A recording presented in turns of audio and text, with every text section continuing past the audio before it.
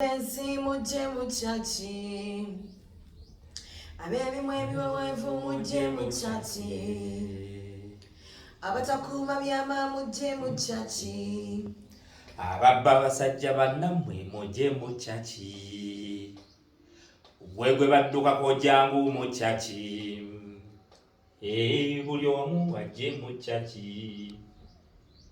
ne bw'olaba nnyimba ne bw'olaba ntenda ne bw'olaba nsanyuka mujje mu kyaki. Mukama yeebazibwe. Awo ekitiibwa.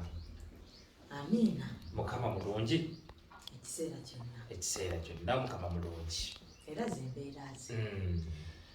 Muli mutya munnange abali naffe abasalawo okugamba nti mujja kujja tubalyowo emyoyo buli tunaaba nga tuzze wano.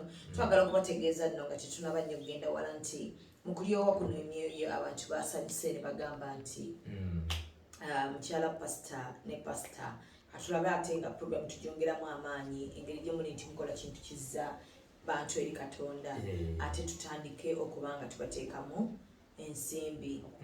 Munange abajja ebisuits ne basalawo ne bagamba nti ffe bwe muba mwagala okuwummulamu mugenda kujjaga kujja ebisuits annonje bunamwaya ate muwummulemu.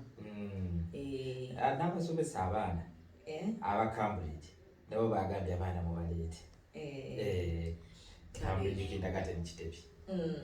Olwo nno bwe batyo njagala okubategeeza nti zino engoye nzeeyambaza. Tebazinyambaza ng'abalala nti njadduzaayo. Mukama mulungi nti lwenyambala siruddamu ettendo limuddire. Abalina emikolo gyammwe nga muli eyo nga mwagala okukola emikolo mwagala kushootinga videos aba eco photography and videography ate nabo bakugamba nti mugende mubawagire. Nsanyukira nnyo abantu abasalawo okukola okusinga abasalawo okubanga balya ku mimwa. Ng'oliye emmere ye agijja mu kwogera ku bantu ne weebuuza obulamu omuntu abubeezaawo atya bw'atyo nga gwe obulamu bwonna butambulira kwogera ku bantu. Ekikwewuunyisa nti omuntu ate aliwo mu bulamu bwo nga butandika ate yabunyumyako ng'amumanyi ennyo. Abantu nja kubategeeza nti mu nsi mu Uganda yonna ndowooza ndi omu ku bantu abasinga okwogerwako nkyebaliza Mukama era sirina yadde kuwankawanka kwonna kwenkirinamu oba yadde okunyiiga nti nyiigira abantu nti banjogerako. Ndi musanyufu ku kyo nti abantu balina we balya nga banjogeddeko naye nsaba ntegeeza abantu nti nze gwe mulaba bintu bingi Mukama bye yanziggyako nga sikyabiteeka mu ssente zange. Abaana bembeera nabo abawala ewaka bakimanyi amatamanywa ga bwereere ekyo mu ttendo lya Mukama. Yogati abaawo ate yogati nga Brookside ekitegeera fruit sito kyagula zibaawo. Ettendo lyonna lya Mukama. Omukwano nokyagulwawo ne basigatadde mu fridge tegasobola kufa. Kugamba nti waliwo abasalawo Dembe distributors awo Kentebe Road najja nankumbi ye yasalawo n'agamba mukyala pasita ne pasita temuddamu kunywa nkali. Kituufu. Naye osanga omuntu ali yakwogerako ng'asiiba ku nkali bw'ateekamu sukaali n'alowooza anywa kyayi. Sinakindi ng'anywa kadiba. Akadiba okamanyi? Nga ye mundooza olwebayiwamu Nescafe ye banywa Nescafe. Ayiwamu akajaani oba akakaawa amazzi mangi mu kikopo kimu ekyamata. Mazima. N'omusanga nga ali kuli alebera. Ali kunze Silvia ayogerera. Mukama nkwebaza nti ate awo wanzijjawo ku nkali y'ente ate n'otwalira ddala ku kintu ekituufu kye bayita kyayi nga ge mata. Nti bwe ngakoowa nnywa ku bikwafu kyova olaba ndimu kasikini keeko nti nnywa ku yogati. Sikyakamula juisi syagala byuma bireekaanaka. Osanga akuleekaanira ng'akuba bulenda nenywera kajuisi katteju era owa Dembe distributors yakampa osanga ali eyo nga talinamu na 10 dubula mwana akaaba naye ng'ali kunze Silivia ayogerera kale mukologo bwegubanga gubakusa nze sibalinaako buzibu naye nga pasito onyiriridde ku mata si mata gokka neraavuyo omanyi weebazanga Mukama akuwadde omuntu akwagala mu buli mbeera yonna najja gy'oli nga talina kaanyina naye n'akwagala nga tafuddeyo kikyolina. Amiina. Era bwekityo weebazanga nnyo Mukama nti gwazze nga tolina kyolina ate n'osanga oli ng'alina kyalina ofubye nnyo okulaba ng'ate omukuumira ebyo wamusanga ng'alina n'okumwongerako era kyenkwebaza.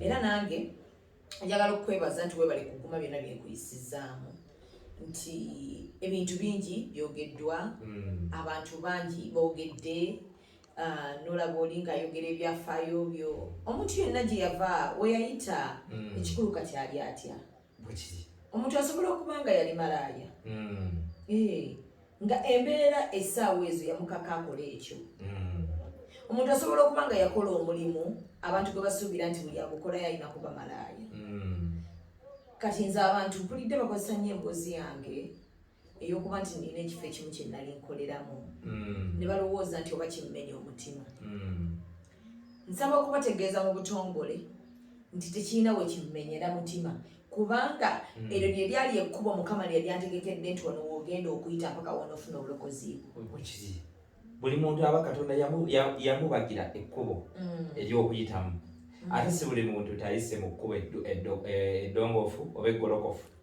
Kiringa kugamba n'ovuma omuntu nti maama wo gwe yakuzaala buzaazi abadde oyagala akola atya. Era buli muntu eyazaalibwa ku nsi kuno yayitaawo nnyini waateekeddwa yita ate waliwo gwe baabiika obubiisi kubanga abantu ekitufu mwogera nnyo naye nze nsaba okubategeeza nti bina bye munjogerako for as long as kyonjogerako Mukama yampisaawo ate nga kati sikyaliwo mwebaza naye ggwe oyinza okuba wewali wewandabira nga nkola ekyo kyofudde emboozi nga ate ggwe bwokyali olwanya okulaba nti wewali ovuddewo oba oli kunzi oyogerera nze nebaza Mukama nti yandokola naye njagala nnyo abantu bategeere nti tebammanyi abo abeefuula nti bammanyi era baba boogera ku oli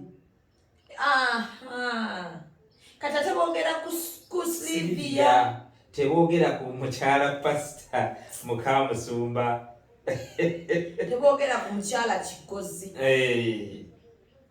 era njagala nnyo okwebaza pasita Kigozi nti weebale byonna okubanga byogeddwa naye nga buli we boogera n'okubira akasimu n'ombuuza oli bulungi byolabye kansuubire tibikuyisiza bubi naye osanga oli ayogera nga talinayo n'agimukubira kumubuuza oba ali bulungi n'afa depression ng'ali kunze nze nno njagala okubategeeza nti mujja kunuuna kuvu awo nno era bwembadde pasitole zonna ate neze boogera pasita ekinsesa timba navayo ddanze kenyini nezeyogerera cause like njagala ziwanga testimony eri abantu abakiyitamu nti teweenenya ku lwekyo kye wayitamu naye wakiyitamu n'okivaamu ate neweenenya eri Mukama Katonda wo naye osanga omuntu ng'akuleberezaako sorry era aba akuleberezaako emimwa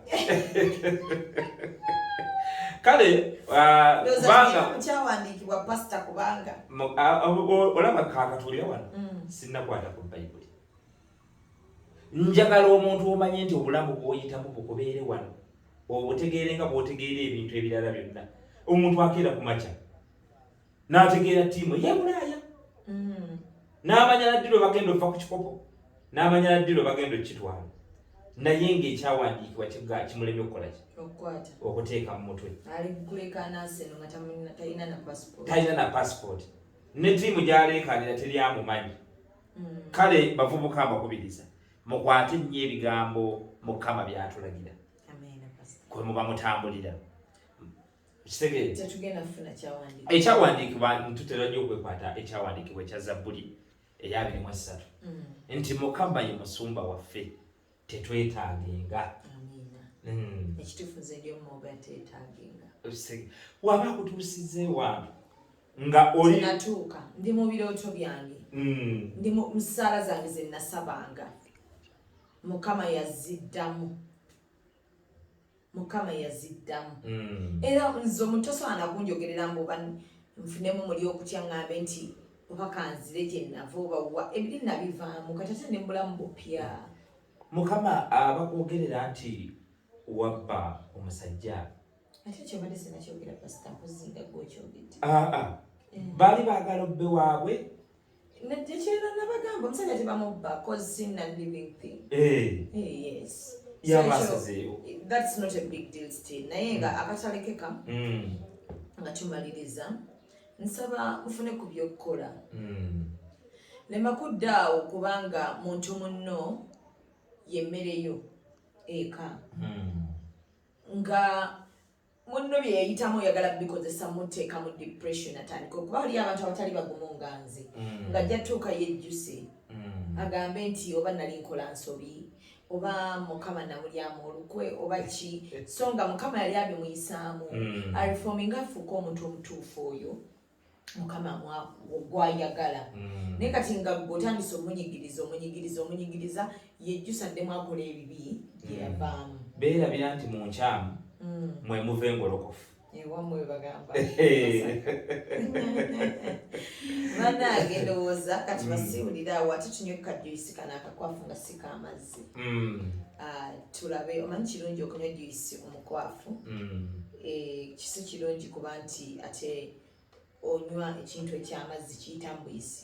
Mukyala wange Sylvie abantu bano mbadde nsaba nti bwe tunaatandikira ate mukuddamu tubawo obujulizi oba omulimu gwe wakolanga bamanye nti omulimu gw'owalimu togwevuma nti ekkubo Katonda mwakuyisa okutuusa okyabijjukira bulungi nnyo